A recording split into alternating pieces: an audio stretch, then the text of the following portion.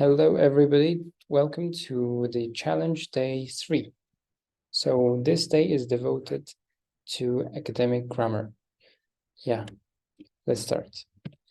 So in academic writing, it is very important to use modal verbs. And the most important ones are may or can. So the difference is that can is less formal than may. So, but you can still use it if you don't want to use always the word may.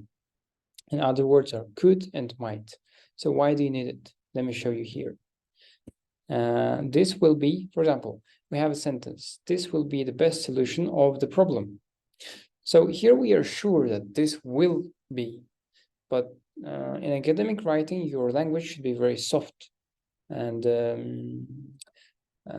put in a straightforward way. I can say, basically speaking, it means that you shouldn't be so sure about your statements.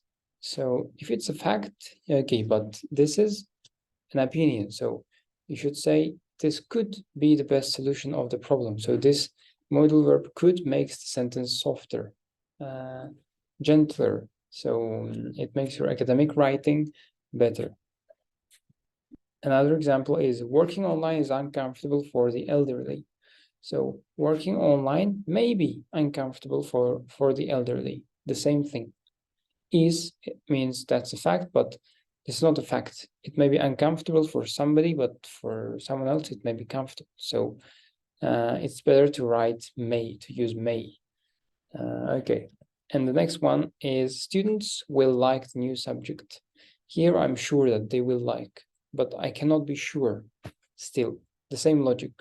Students might like the new subject. This makes it sound better. Yeah.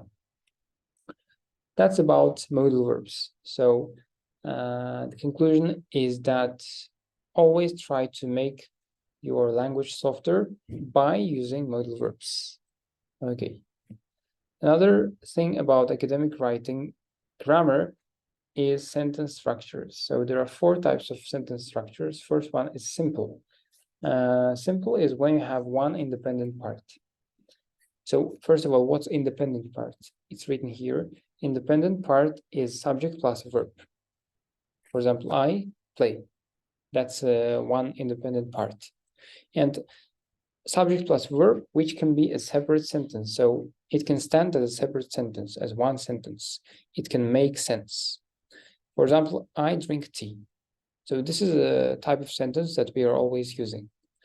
Another type of sentence is compound. This is when you have 2 independent sentences in one sentence. For example, I drink tea, but I don't like coffee. You can say, I don't drink tea, period. I don't like coffee. Or you can write it into one sentence.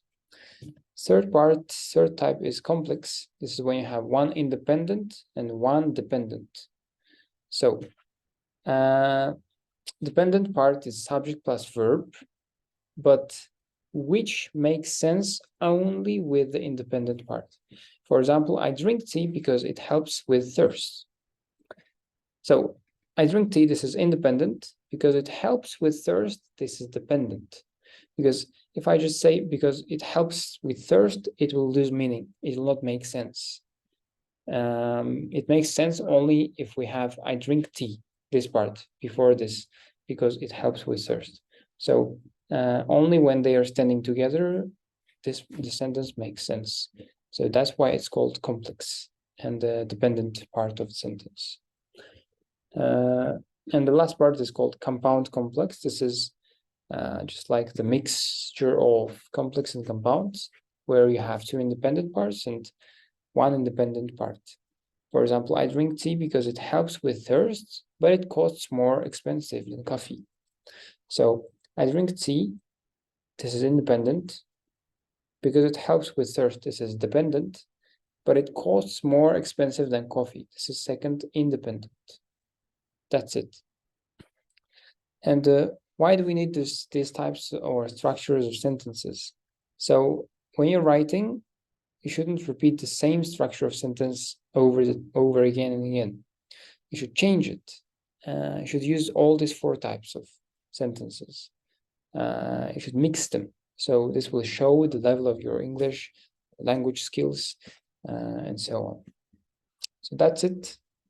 Learn, use, conquer. Bye.